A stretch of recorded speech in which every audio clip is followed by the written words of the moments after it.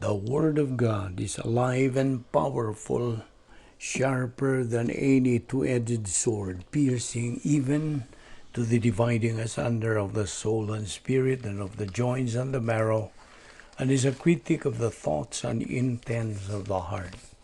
All Scripture is God-breathed and is profitable for doctrine, for reproof, for correction, for instruction in righteousness, that the man of God might be mature, thoroughly equipped unto all good works. Study to show thyself approved unto God, a workman that needeth not to be ashamed, rightly dividing the word of truth. Always give yourselves fully to the work of the Lord, because you know that your labor in the Lord is not in vain. 1 Corinthians 15:58. As we labor in the Lord faithfully, we wait patiently on the Lord, who makes things grow. 1 Corinthians 3:7. Romans 1, verse 16. For I am not ashamed of the gospel of Christ, for it is the power of God unto salvation to every one that believeth, to the Jew first and also to the Greek. Verse 17. For therein is the righteousness of God revealed from faith to faith, as it is written, the just shall live by faith.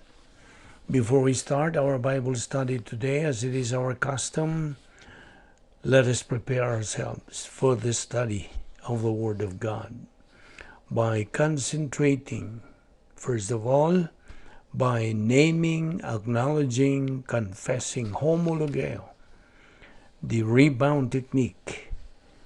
Admit your personal sins that you committed today, directly and privately to God the Father. But for you unbeliever, it is faith alone in Christ alone. Acts 16:31 says, believe on the Lord Jesus Christ, and thou shalt be saved. Let us pray.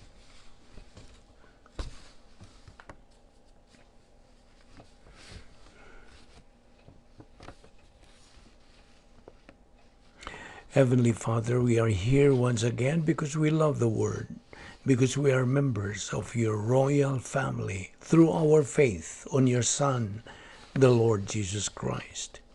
Because from eternity past, our life has had meaning and purpose and with definition.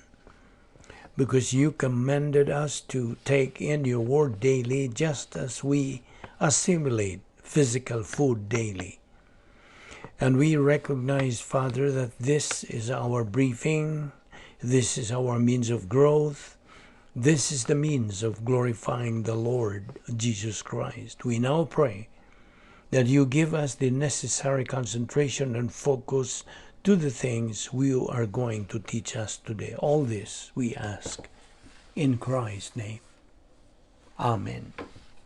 Welcome everyone to our daily Bible study on Vic Balbido Evangelistic Ministry, and we welcome all our subscribers, our followers, our fellow believers.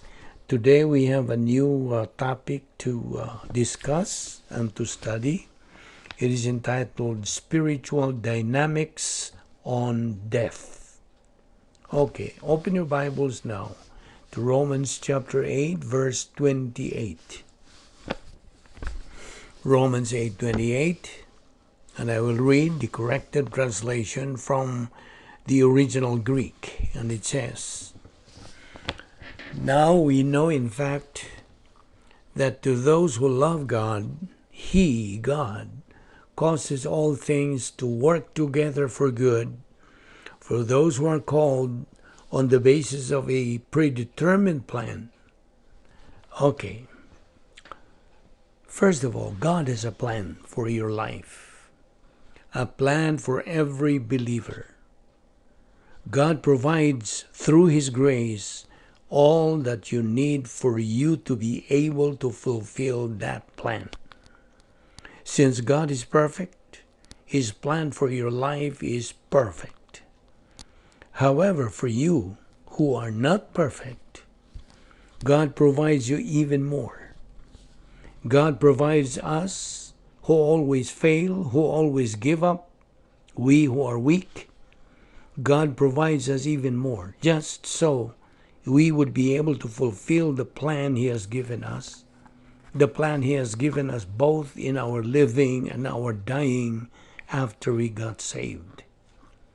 So therefore, because of what Romans 8:28 has said, Romans 8:31 is saying, what then shall we say in response to this? If God is for us, who can be against us? And the last part or conclusion regarding this is found in verse 32, which says, He who did not spare his own Son, but gave him up for us all, how will he not also, along with him, graciously give us all things? Now, the above words in verse 32 is showing to us that God the Father judged all the sins of mankind, past, present, and future, through our Lord Jesus Christ's substitutionary death at the cross. And because of this, we can vividly see that it is not sins that is the issue in salvation, it is Christ. It is Christ who is the issue in salvation. He took all the sins of the entire human race upon His own body on the cross. He was our substitute. He became poor so we may become rich. 2 Corinthians 8:9. He took our place. Now this clearly emphasizes that we are only saved simply by believing that He died for us. Faith alone in Christ alone. And why by faith alone? Why? Because faith is the only method of perception that has no merit. You know very well that there are three kinds of perception, right? What are the three kinds of perception again? First is empiricism. To see is to believe. Second, rationalism. Perception through reasoning. And third, faith. This is inherent in everybody by believing things probably they haven't seen or known, like believing 1 + 1 = 2. And there's a place called Grand Canyon, although you have never been there, and yet you believe. There is a place called New York, and all of that. This kind of perception is non-meritorious. Why non-meritorious? Because everybody is able to use it, to believe. When it comes to salvation, it is the object of that faith that has the merit.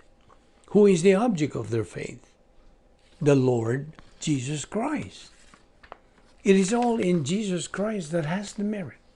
And we never, ever have any kind of merit in order to get saved. Never. Again, all the merit is in the Lord Jesus Christ. And because of this, the Word of God says, Whosoever believeth on Him shall never perish, but have what? Eternal life.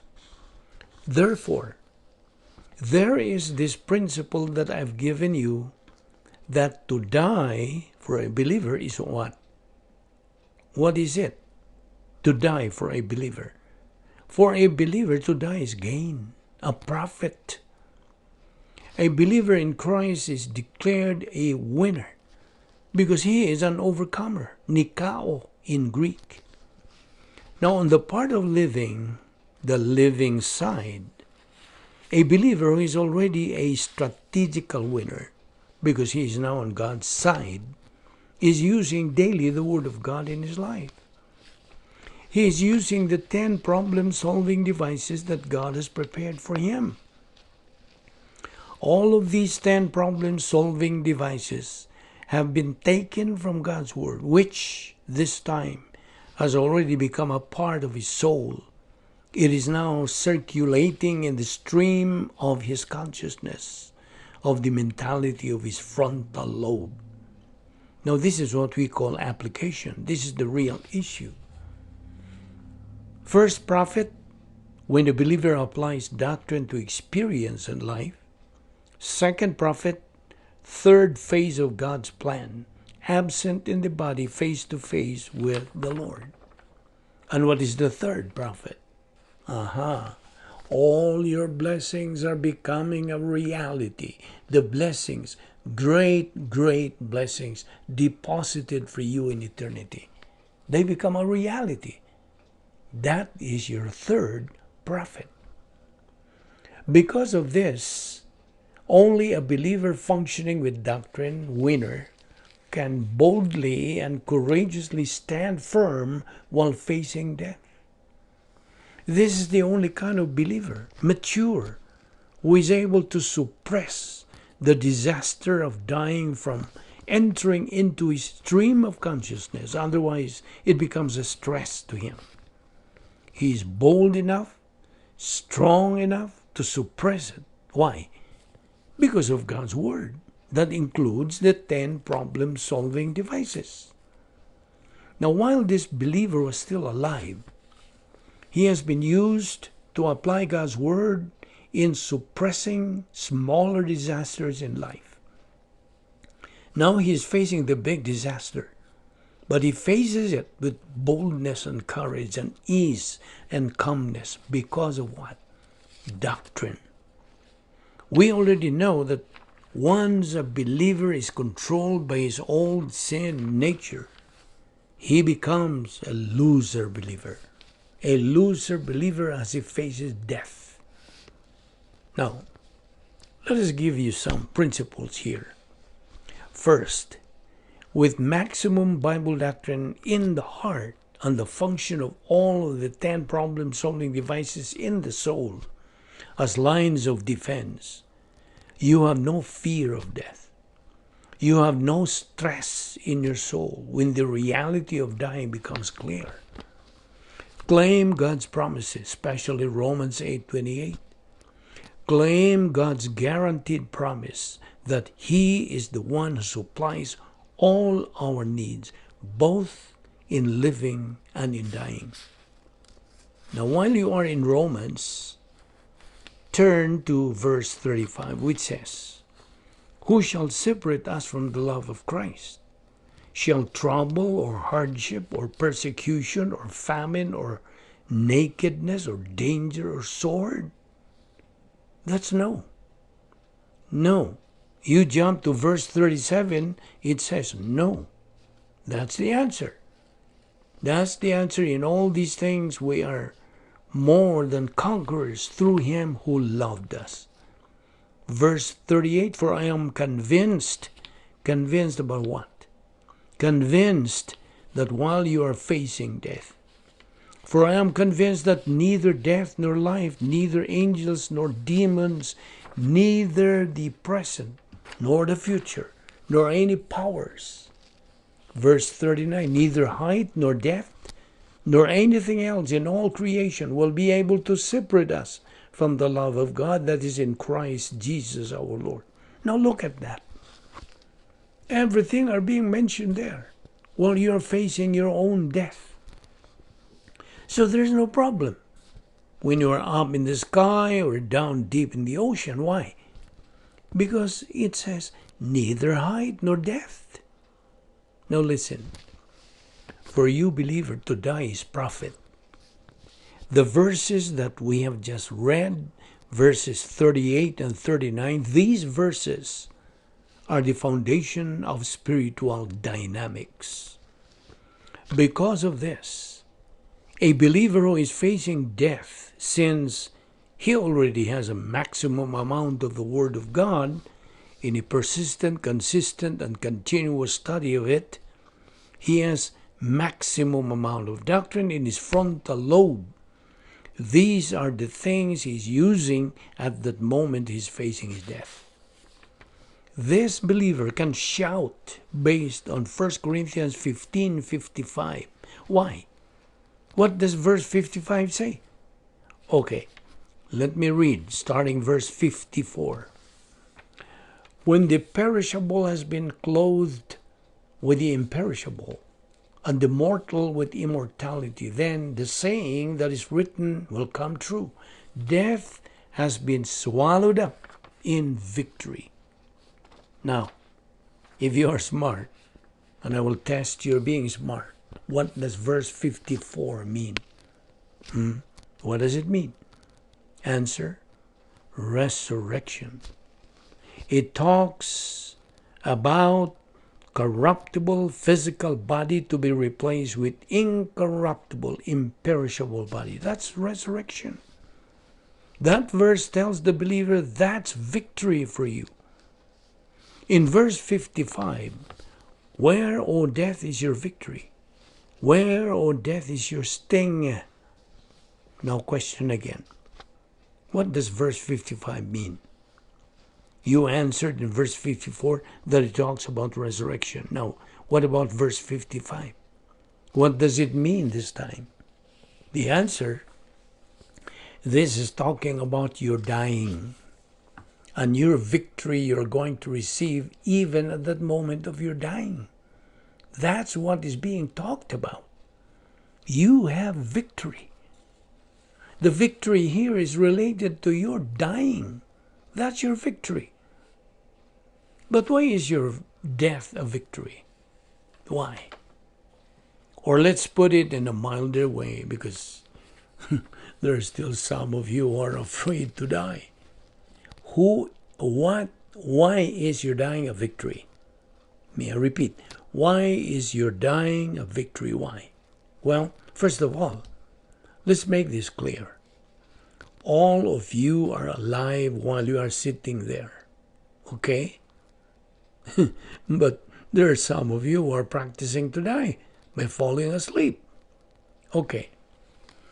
Each and every one of us, our respective life is hanging on a fine, fine thread. Okay? At any moment, it can be cut off.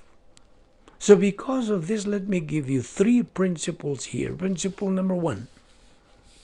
No one is truly prepared for death or even for dying apart from that all-important decision to believe on the Lord Jesus Christ.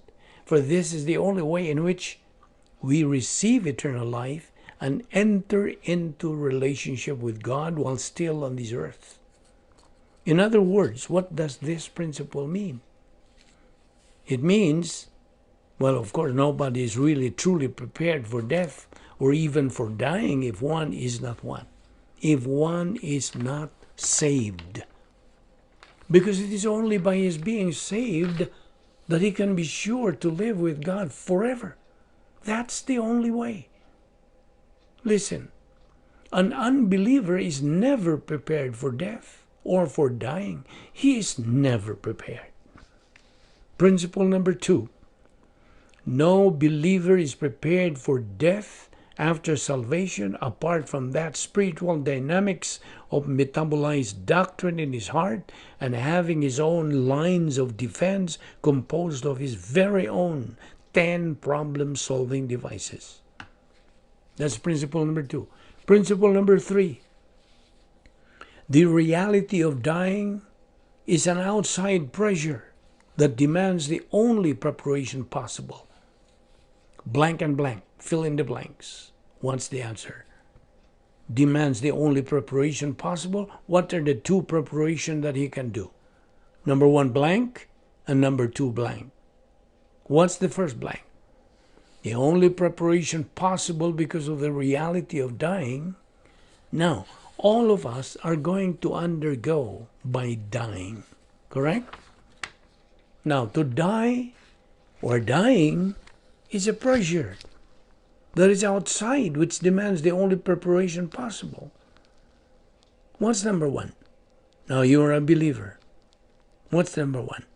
The answer, it is your possessing, having the Word of God right there in your heart, in your cardia. It's the maximum amount of doctrine that's in you. That's your number 1 preparation, okay?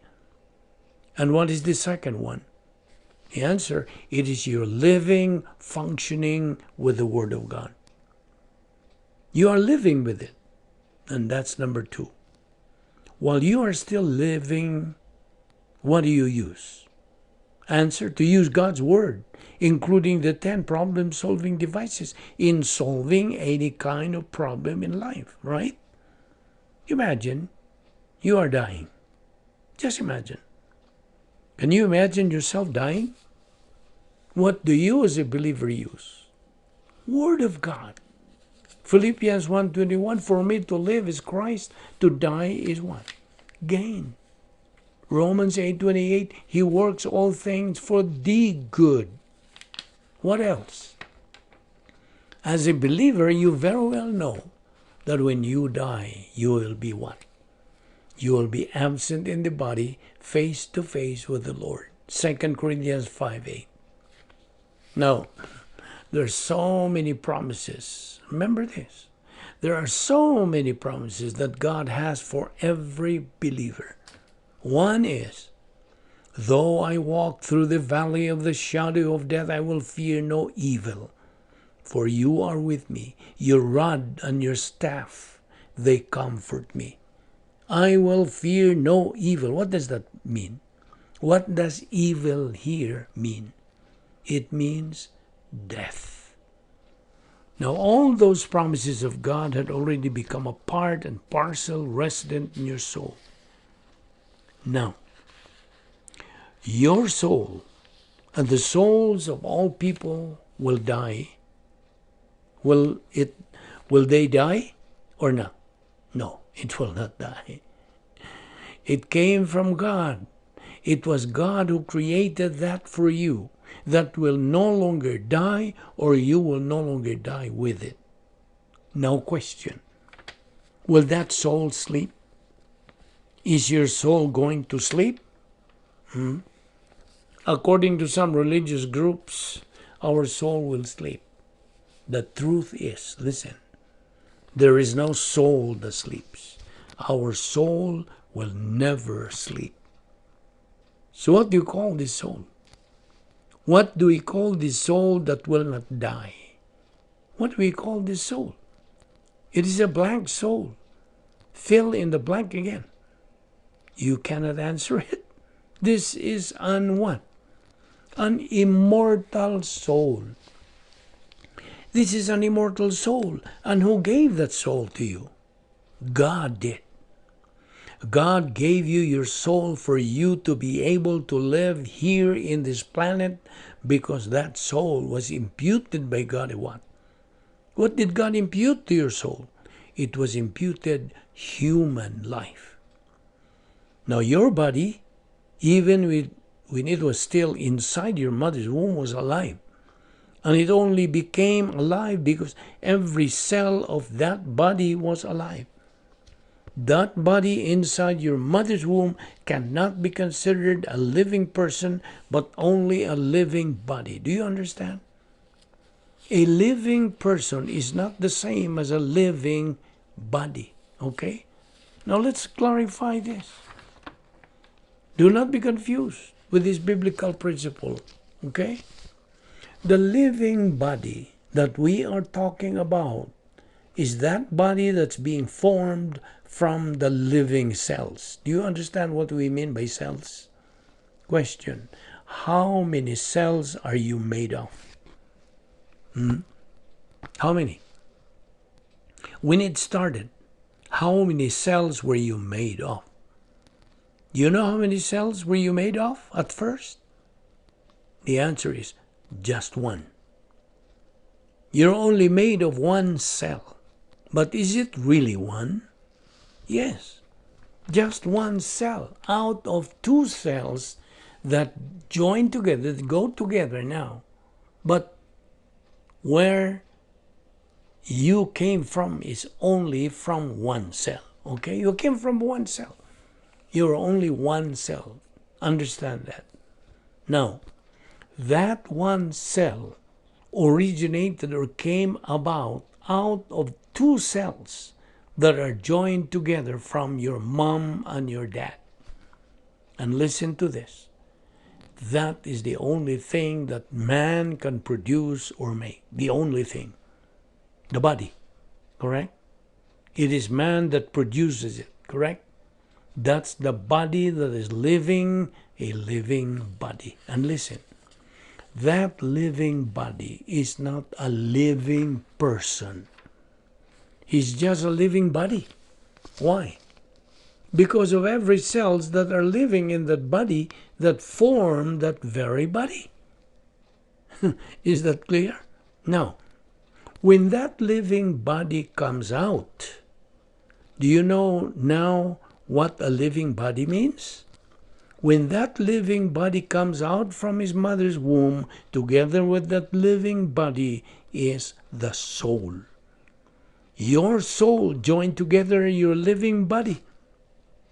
And that soul was formed not by man, but by whom?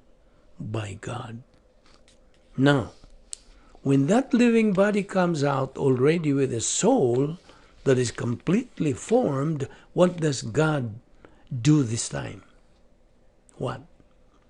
God this time imputes human life to your soul that makes that living body this time as a living human being. Did you understand? Are you clarified on this? Okay, now, the thing that is not clear to you is this. I'm sure it's not clear to you. What is this human life? The human life that God imputes to your soul that does not only make you a living body, but a living human being. What is it? What is the human life? It comes from God. He lent it to man so man can live in this planet. God gave it to man with the living soul, but only human life has its limit here on earth. The soul has no limit. It lives in eternity, either in heaven or in the lake of fire. Let us pray. My friend, should you die right at this very moment, do you know for sure you will live forever for eternity in heaven or in hell? The Bible, the Word of God, tells us that you can know it for sure. Now I am asking you, friend, this question, since this is the most important question you will ever encounter in your entire life. Let me ask you this. Are you saved? It's not a question of whether you are a member of a church or not, but are you saved? It's not even a question of whether you are living a decent, respectable, honorable life, but are you saved? Now in Romans 3:23, God's word says, all have sinned and come short of the glory of God. Friend, it's because of your sins that you have become, or you have come short of the glory of God. And that is the reason why you will never be able to meet the necessary requirements for you to be saved. Secondly, you must realize that someone loves you, who in fact died for you, and he is no other than the Lord Jesus Christ. He died at the cross for you, for the purpose of paying for your sins, and who gave you the opportunity to get saved and be in heaven after you die. Romans 5:8 says, but God demonstrates his own love toward us in that while we were yet sinners, Christ died for us. When our Lord Jesus Christ died on the cross, it was his spiritual death that paid the penalty of our soul, of our sins. Now, Hebrews 7:25 delineates, therefore he is able also to save forever those who draw near to God through him, since he always lives to make intercession for them. By faith, accept the Lord Jesus Christ. Jesus died in order for you to give eternal life to all those who believe in him. However, like any gift, that gift is not accepted. If not accepted, would be of no use. Believe on the Lord Jesus Christ, and thou shalt be saved. The only faith that can save you is your total trust in the Lord Jesus Christ. Therefore, believe on the Lord Jesus Christ, and thou shalt be saved. Let us pray. Father, we thank you for that so great salvation. We thank you for sending to us your only begotten Son and for becoming our substitute in paying for our sins. And now, as your children, we pray that you will guide us in our Christian life, that we may be able to attain our spiritual goal, which is spiritual maturity, so we can glorify thee to the maximum. All this we ask in Christ's name. Amen.